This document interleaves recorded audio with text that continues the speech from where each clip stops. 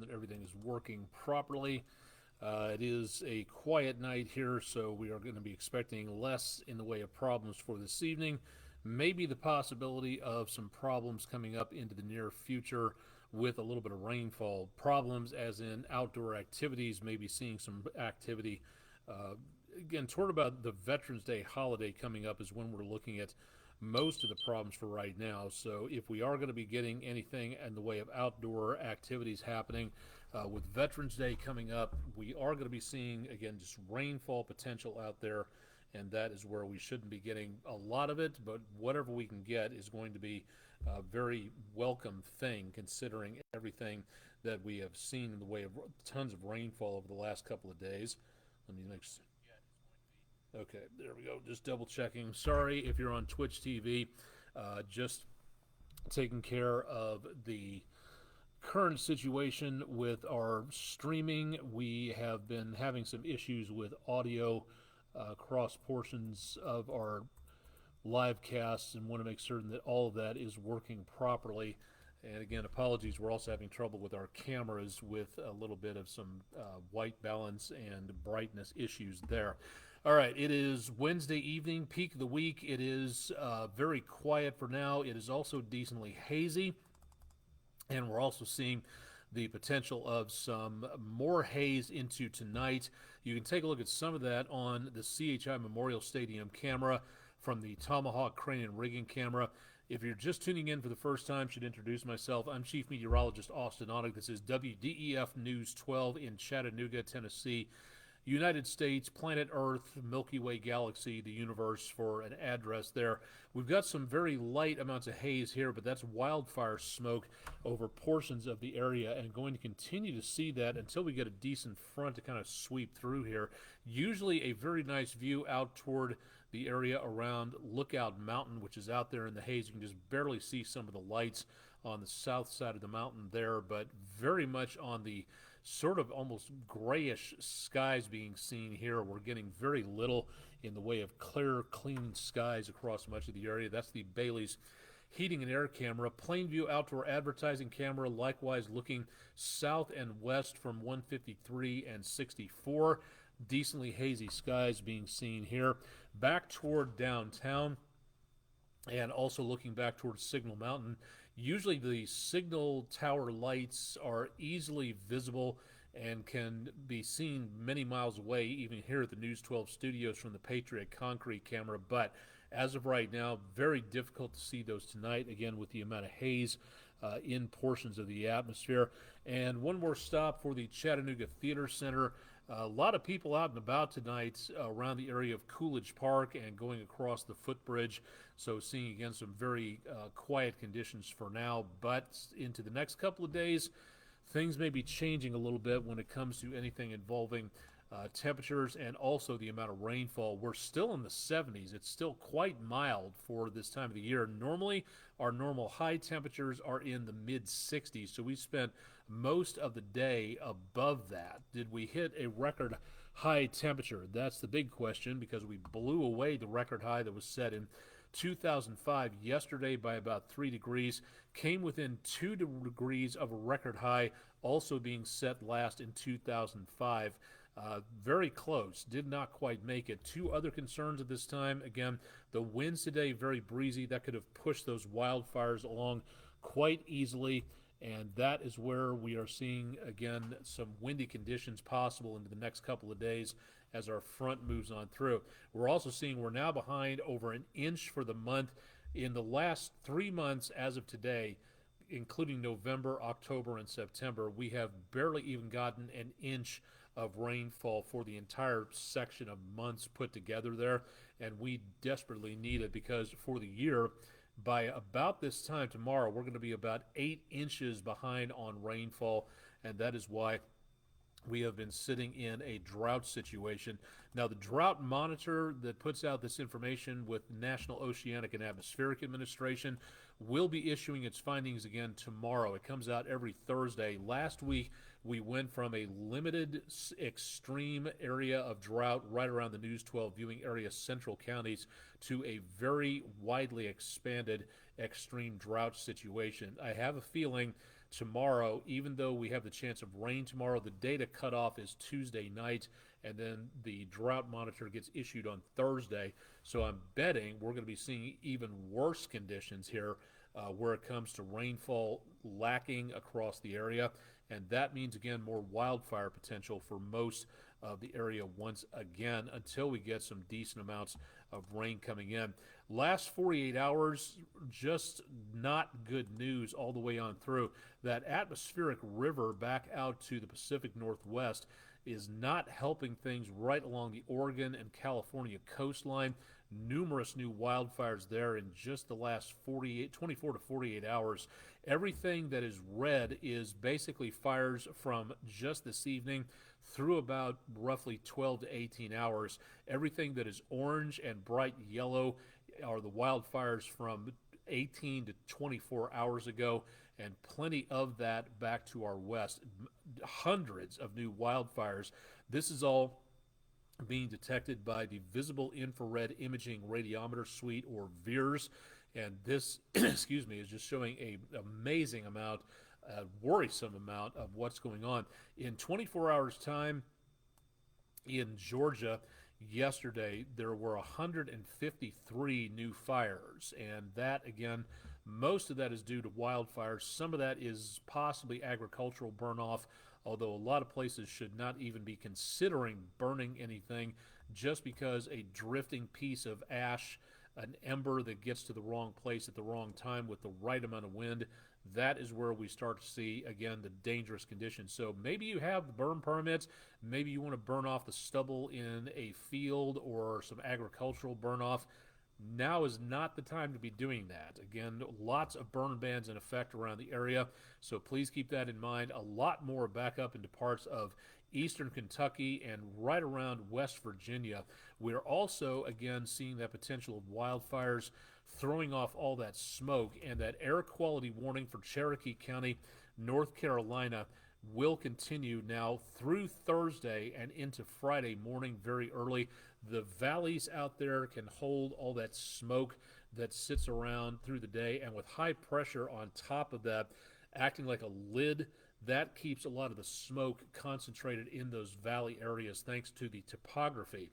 So we could be looking at some very ugly conditions with both visibility and with breathable air. This is a code red air quality alert from the North Carolina Department of Environmental Quality. Want to know more about this?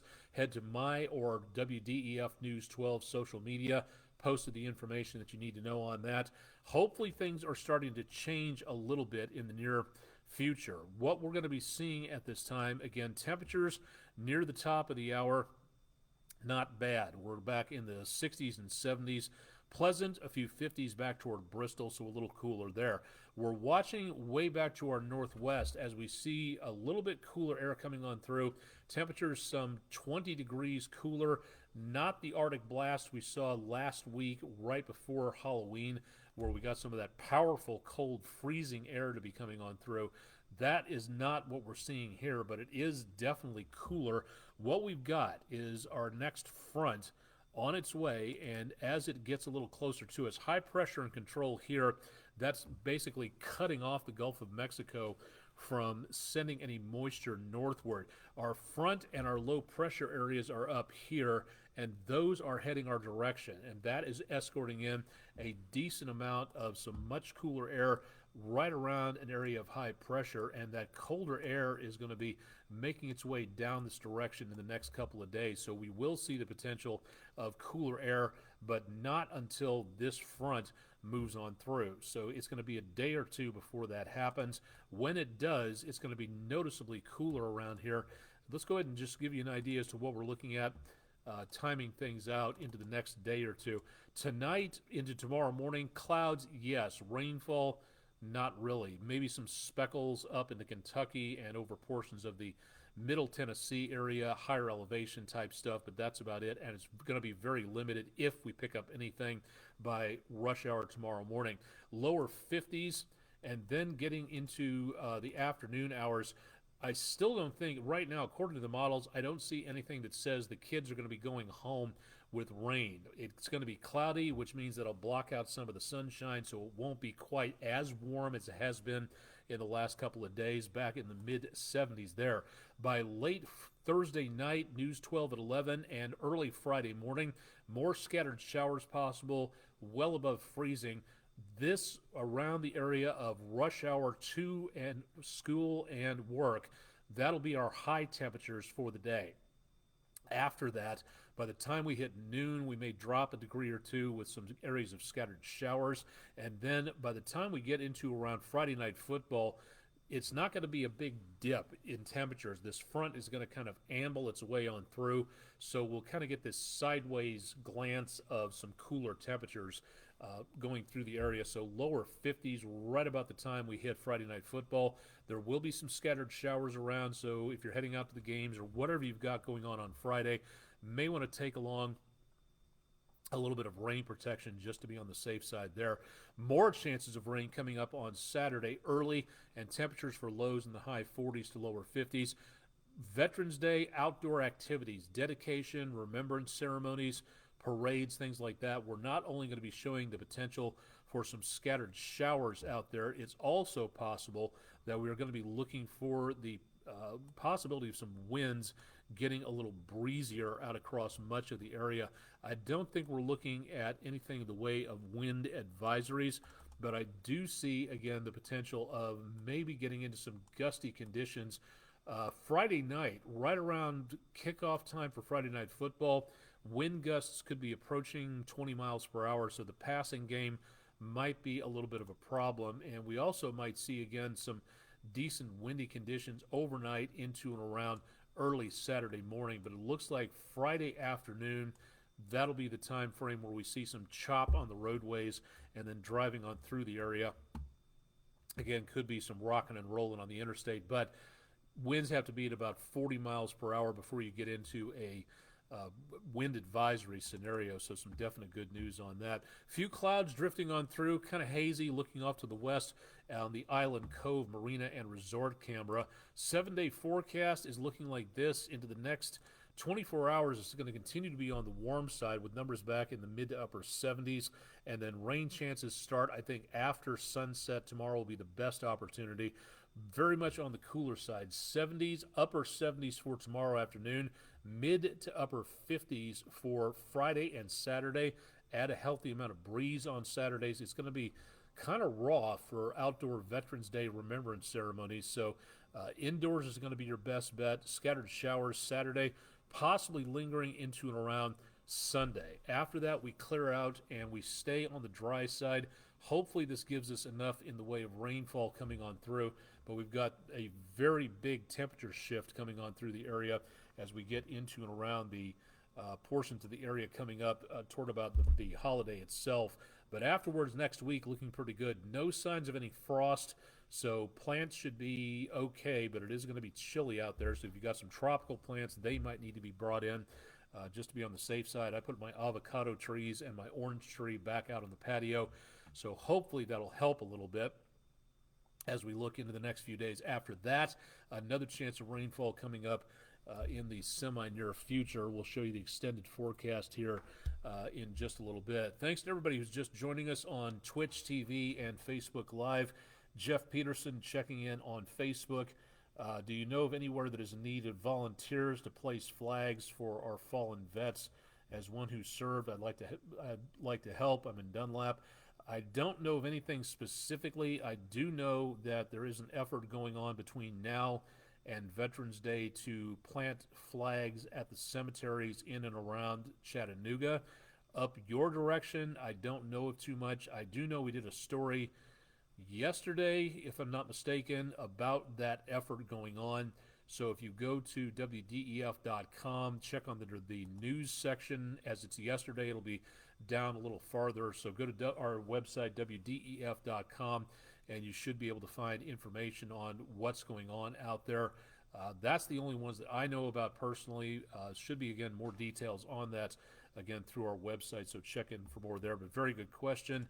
And again, thanks for joining us for tonight. Glad you're checking in from up around Dunlap. Here's what it looks like on the extended forecast. Again, for Friday, we see that possibility of showers coming up and sticking around through Saturday.